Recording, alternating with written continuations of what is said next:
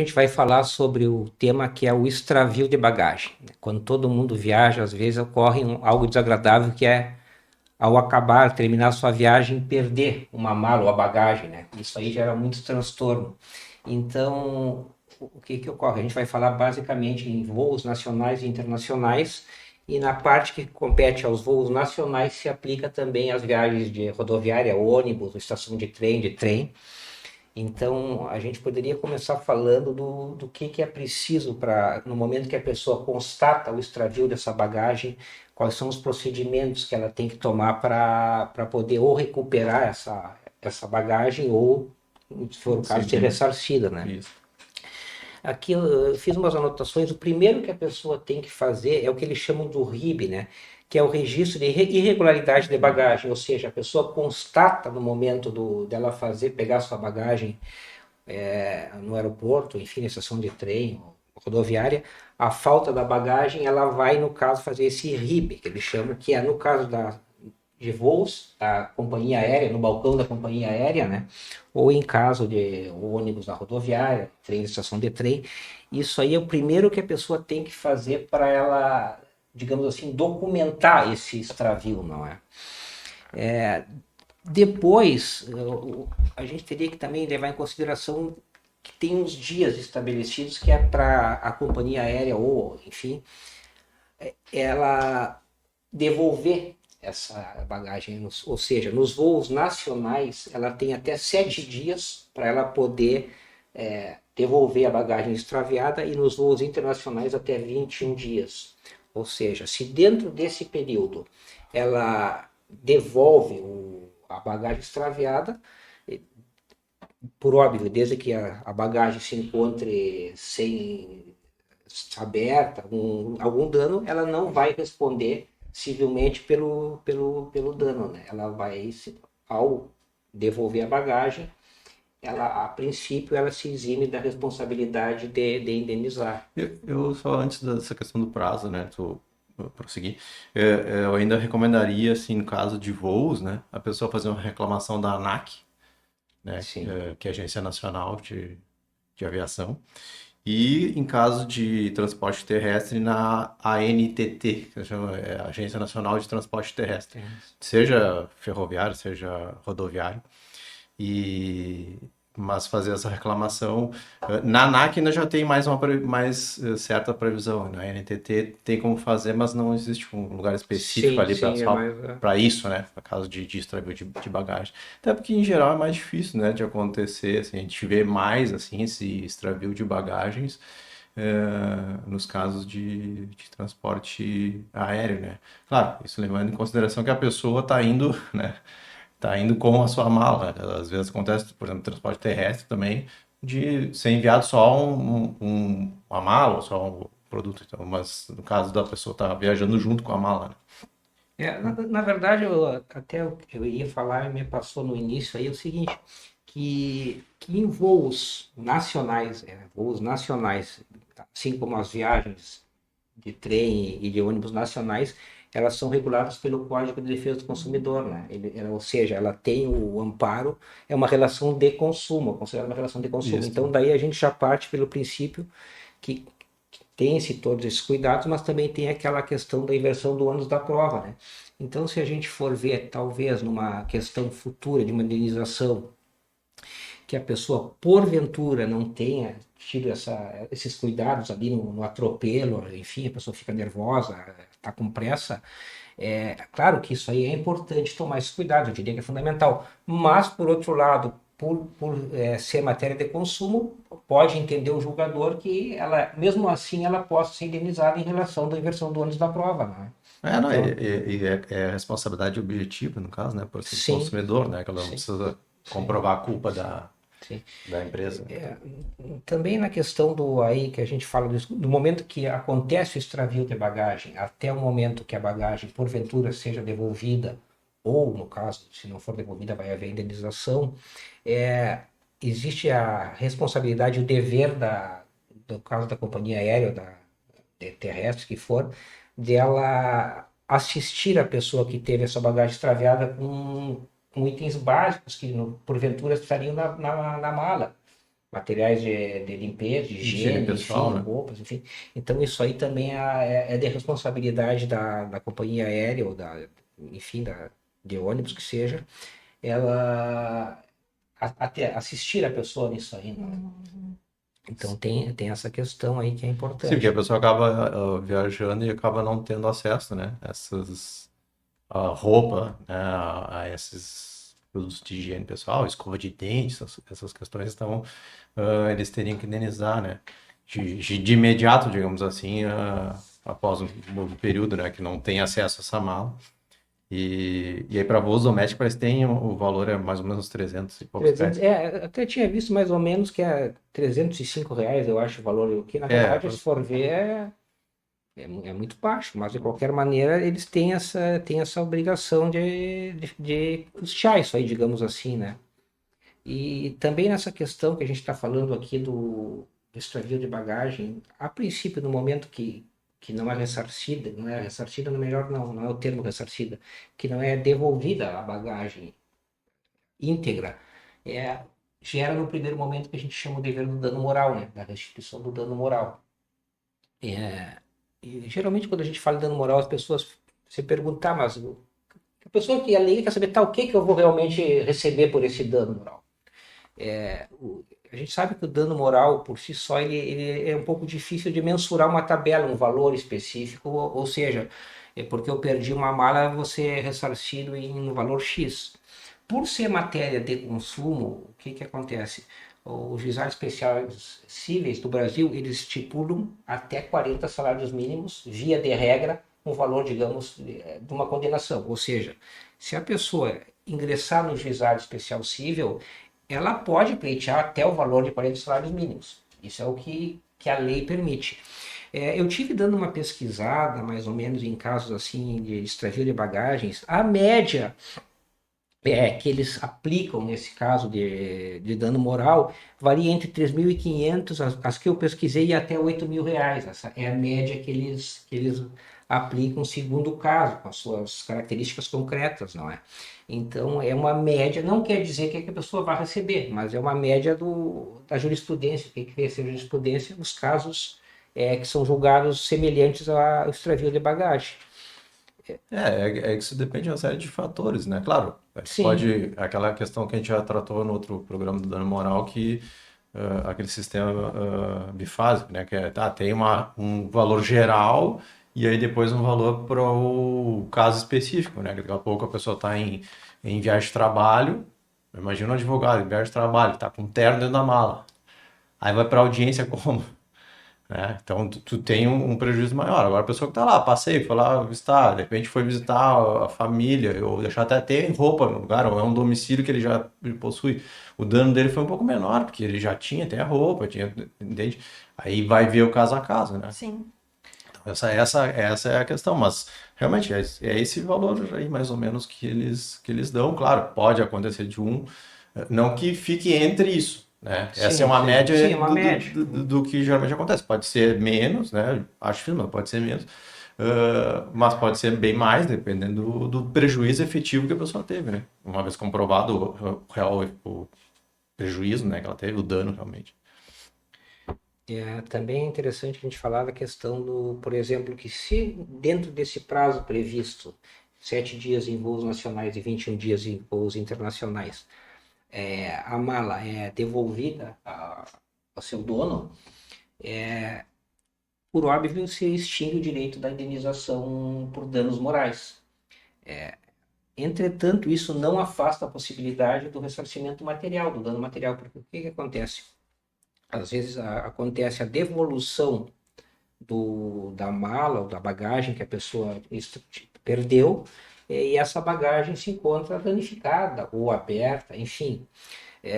No caso, aí a pessoa pode pleitear o dano material por aquilo ali que constava na sua bagagem, não é? Ou seja, mesmo que afaste o dano moral, ela pode pleitear o dano material em função efetivamente do que ela tinha na mala ali, o que ela perdeu, não é? Então Sim. isso aí é importante a gente também falar. Uma coisa também que é interessante de falar, já que tu entrou nessa questão de dano material, é diferenciar, né? O que é considerado extravio de bagagem E é a mala e o que danificada. Bagagem danificada. é a mala danificada, porque o extravio é só essa questão de. Só não. É essa questão de a mala não chegar junto com a pessoa no local, né? Tu não ter acesso ali imediato à tua mala quando tu chega no local que tu de destino, né? Sim, Então é isso aí que eles consideram extravio de bagagem, tá? Não é que a tua mala tenha sido efetivamente danificada ou sim, estragada. Para fins jurídicos é isso. O extravio é só esse fato de não chegar. Claro, pode ser que ela chegue, que isso seja temporário, e aí ela não chegue junto contigo, mas tempos depois eles te entregam. Ou ela pode ser permanente, você nunca mais acharam tua mala. Sim. Então pode acontecer de ser permanente, mas é esse o fato, né? O extravio em si ela pode estar ser entregue depois intacta, mas o extravio esse é pelo fato. Claro que pode acontecer, e aí também tem direito à indenização, tanto material quanto moral, de ser a mala danificada, né? Ter algum dano na mala efetivamente, né? Ou violação, que se acontece geralmente em voos, se ouve bastante, né? Dessa questão, tem uma época que tinha uma empresa específica que tinha muito desses casos, assim, que eles eram violadas as malas, né? Aí até que o pessoal começou a usar esses, tipo um plástico que envolve a mala um para te não lacre. ser, porque era fácil de, eles até mostravam como é que era feito, que era no zíper, assim, tu enfiava, tipo, até uma caneta, dessas comum, esferográfica. Tu enfiava no zíper ali e ia abrindo toda ela. Aí depois tu pegava aqueles fechos, porque geralmente fecha são dois, né? Aí eles depois fechavam, então tu olhava pra mala, a mala tava intacta, mas dentro não tinha os bens, né? Sim, E aí depois a gente pode entrar nessa questão também da declaração, né? Do que tu tá sim, sim. levando, né? Até Isso para ter um problema. até eu acho que seria bom a gente falar agora. A pessoa que, ao viajar, ela tem a possibilidade de fazer o que a gente chama de declaração do conteúdo da bagagem, né, Fabrício? Isso. Então, o que que ocorre? Ela vai pagar uma taxa e ela vai declarar os itens que ela está levando ali, até por uma forma dela se garantir em caso justamente disso, de haver o extravio, né? É importante também a gente falar que essa declaração de conteúdo da bagagem não pode constar, por exemplo, objetos, você fala, joias, esses tipos de eletrônicos também. Então, geralmente as pessoas levam na sua mala de mão isso aí. Não pode Não levar. despacha aquilo ali, É. na verdade, né?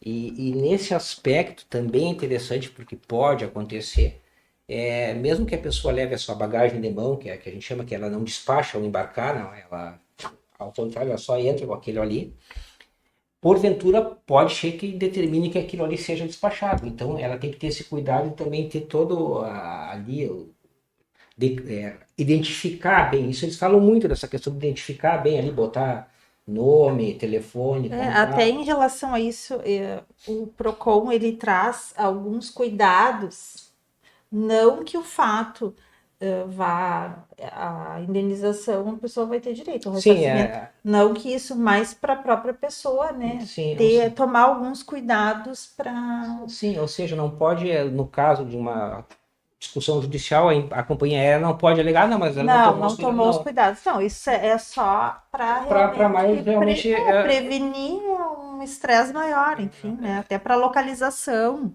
Sim. Aí eles trazem para identificação das malas, que a pessoa identifique a mala com nome, com telefone, enfim. Essa que vocês falaram, essa declaração, né? Pode declarar o valor da bagagem, né? Claro que mediante pagamento de uma taxa. E também em relação aos objetos de valor, joias, dinheiro, isso aí não pode ir na bagagem, tem que ir na bagagem de mão, né? E aí dá uma orientação de que na bagagem de mão a pessoa sempre leve dinheiro, né, seus medicamentos, se toma algum medicamento, no caso de extravio, e uma troca de roupa. Então, fica como uma dica, assim, para as pessoas, porque porventura isso aí é muito recorrente acontecer, né? Então, para a pessoa ter aí só para até ela conseguir se organizar, enfim, ter pelo menos uma troca de roupa, ter os seus remédios ali, né? Porque a partir do check-in, a empresa é responsável pela bagagem e por fornecer, mas na questão prática, às vezes, né? Ó, tu tem uma medicação para tomar em tal horário. Tu prevê que tu vai chegar em tal lugar num determinado horário e tu Sim, não isso é tem. interessante. É para questão prática mesmo, não que vá modificar o procedimento, mas E outra questão, Ana, que é interessante é que a gente está falando assim, no comum, geral, que a pessoa ali compra uma passagem e viaja. Mas tem os casos de que as pessoas fazem as chamadas excursões, né? Quer seja terrestre ou por avião. Então, nesse caso, em havendo um problema de um extravio e que vai gerar uma futura indenização ou um direito da pessoa pleitear essa indenização, a jurisprudência já entende que, no caso, vai responder a companhia aérea ou a companhia de viação, de ônibus ou de trem, solidariamente vai responder à agência de turismo que contratou que foi contratada para essa viagem. Ou seja, vai ter, na verdade, dois réus, digamos assim, que vão responder solidariamente à ação, digamos, no caso, né? É interessante, essa questão da declaração dos itens, né, que estão sendo levados na mala. Claro que, vamos dizer que não precisa ser, isso não é obrigatório, a pessoa faz, e até é recomendado, digamos assim, mais efetivamente quando tu está carregando algum bem ali que é de maior valor, que seja possibilitado levar, mas que seja de maior valor, né, que aí sim a pessoa, seria Ou até interessante mesmo fazer valor sentimental. sentimental que a pessoa, porventura, queira, né? Mas colocar ali, tá, isso tem resoluções, né, da ANAC e da ANTT prevendo isso, né, essa questão da declaração de itens, né, mas claro que assim, existe também, independente dessa declaração, a indenização, tem um limite ali de indenização, né, que ele se paga para a pessoa quando se perde a bagagem. Então, tem realmente essa indenização já prevista, ainda que tu não declare. Então, assim, não é assim, eu só vou receber uma indenização se eu declarar os itens que estão lá. Não. Sim. É que tu vai receber, mas tem um limite ali, né? De previsto. Então, se não for coisas de grande valor, tu acaba sendo... Pode estar dentro do valor que eles indenizem, entende? Então, depende do caso a caso. Por exemplo, no transporte terrestre, ele é feito até 10 mil vezes o que eles chamam de coeficiente tarifário. Tá, aí é um cálculo, assim, não vamos detalhar o cálculo, porque daí é complicado, mas é um cálculo, é um valor que eles cobram por quilômetro rodado, digamos assim, uma indenização. No caso, se eu não me engano, ano passado era 13 centavos por quilômetro rodado. Essa somatória que chega 10 mil vezes, então tu vai dizer, foi uma viagem de 100 quilômetros vezes 13 centavos, sim, podendo chegar até 10 mil vezes. Sim. Então, essa é o cálculo, né? E o dos voos, aí é um outro, eles têm um outro coeficiente lá que eles chamam que é DES, né? Que é o direitos especiais de saque, né? Que no Brasil eles é previsto para voos domésticos 1131, esse 1131 Ds, né? E para voos internacionais se limita mais ou menos a uns 1000, né? Então, mas isso depende ali, porque aí não é mais, quando é voo internacional, já não é mais as regras nacionais. Sim, então... isso é interessante a gente também. Não, e também, né, Fabrício, desculpa, e também essa questão que tu falou que seria uma indenização, digamos assim, administrativa, que não seria precisa de praxe, mas a princípio isso aí mesmo que a companhia aérea pague não afasta, mesmo no meu entendimento, não afasta o dever da pessoa, o direito da pessoa a pleitear uma indenização. Claro, sim. A pessoa pode, mas se eu receber isso aí eu não perco, não. Isso aí é praxe, é uma tabela, né? Sim. Claro que pode acontecer Claro que aqui leva em consideração só o fato em si, né? A questão de extravio da bagagem, mas e ressarcimento material aí pelo que estava dentro.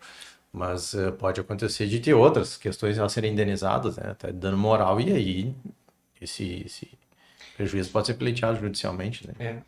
E essa questão que tu falou, Fabrício, também é importante digamos assim, da competência territorial de quem, a que se aplica no caso, né? A gente, por exemplo, a gente falou dos voos nacionais, o que é aplicado o Código de Defesa do Consumidor. A pessoa pode estar, mas em voos internacionais, como é que isso funciona? Porque, ou seja, mesmo que a pessoa saia daqui do Brasil, ela pode entender, não, mas eu saí do Brasil, mas no momento que é uma viagem internacional, não se aplica mais o Código de Defesa do Consumidor, né?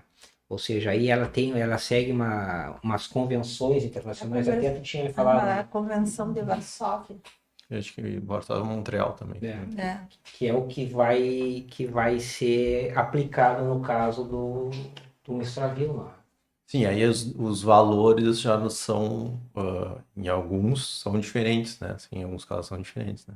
Então, por exemplo, essa limitação do DES ali, por exemplo, que aqui é 1.131, o internacional é mais ou menos 1.000. Né? Então, já, só por curiosidade, o DES, uma unidade de DES, parece que é em torno de uns R$ 7, tá? Aproximadamente, só para a pessoa ter uma ideia. Então, seria lá 7.000, mais ou menos. Mas o internacional daí é É dólar. 1.000. Não, aí eu não sei. O equivale mais ou menos a um 7. Eu não sei exatamente o valor daí que tem, mas é só para a pessoa saber que tem, né? Sim. Então, mas basicamente eu acho que é isso, né? A pessoa ali teve estragada a bagagem, que é aquela questão de chegou no lugar e a bagagem dela não está ali à disposição, ela pode se dirigir, ela deve se dirigir daí ali a empresa aérea, né? Fazer o preenchimento do RIB. E aí até se ela tiver problema com o preenchimento do RIB, no sentido de não a empresa não querer fornecer, aí seria interessante fazer um boletim de ocorrência, né? Justamente isso aí também é importante. Às vezes eles recomendam, até mesmo, às vezes mesmo que faça, eles, por precaução, pode fazer um boletim de ocorrência, né? Paralelo à questão do RIB que eles chamam, né? Porque é uma garantia a mais que a pessoa tem. Sim.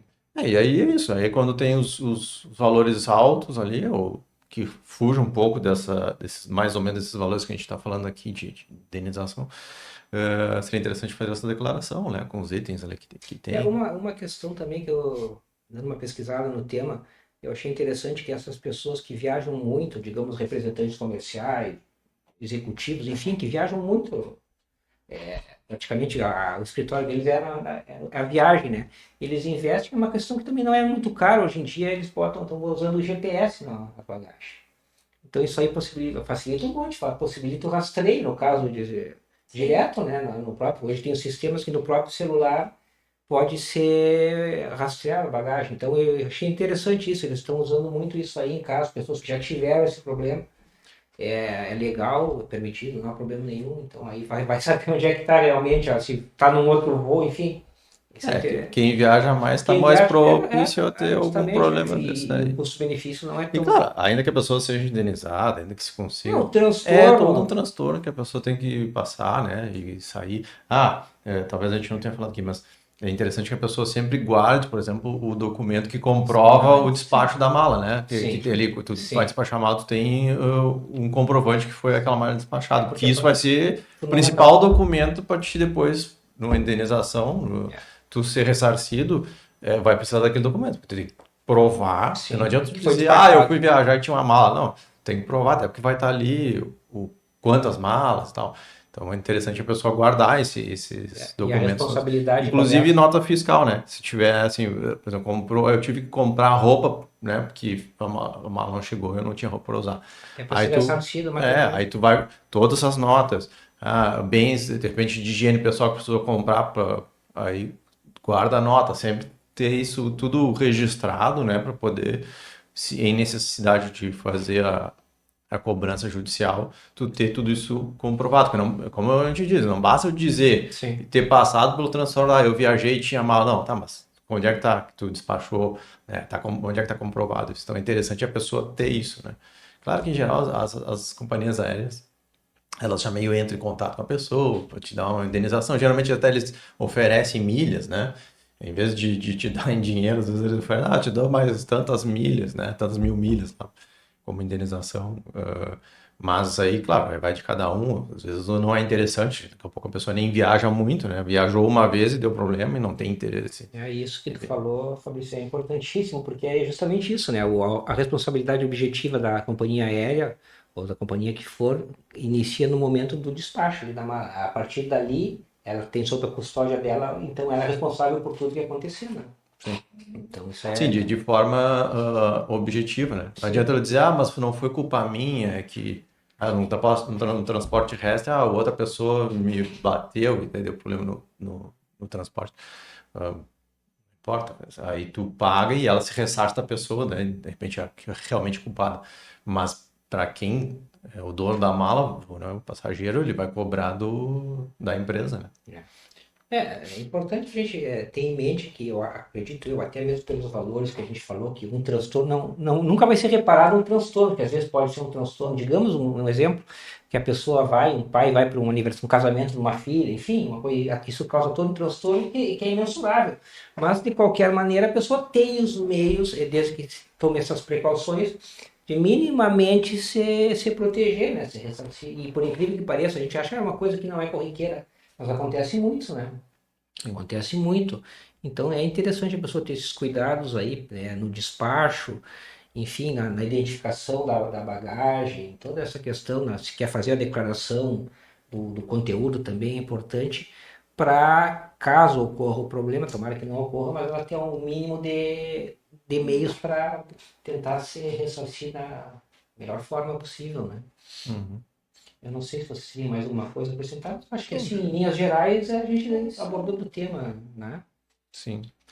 E aí tá, então ficamos, né, nisso, acrescentando, pedindo para o Sempre pessoal que se pedindo. inscrevam aí no canal, né, comentem o que quiser fazer alguma pergunta, ficou com alguma dúvida, pode fazer no comentário ali, compartilhar, né, compartilhar esse vídeo, se achou interessante, de repente alguém que passou por essa situação, que não são raras as pessoas que acabam passando por situações dessas, né, e quiser compartilhar ali, até para a pessoa ter uma orientação, porque é interessante pelo menos saber o que fazer, né? Que às vezes a pessoa fica tão atordoada Sim, no com momento ali, aquela situação que não sabe o que faz, né? Como fica meio faz, perdido ali, sim, não? qual é o meu direito, onde é que eu tenho que fazer a reclamação, né? Isso, às vezes não consegue ir. Claro, vai lá, reclama para a empresa, e daqui a pouco a empresa não tem interesse que a pessoa faça a reclamação formal. Então, vamos ver e tal, e não efetiva, né? Não vai entregar o RIB para, então preenche esse formulário, né? Vai só tentar dar um jeito ali interno. Então,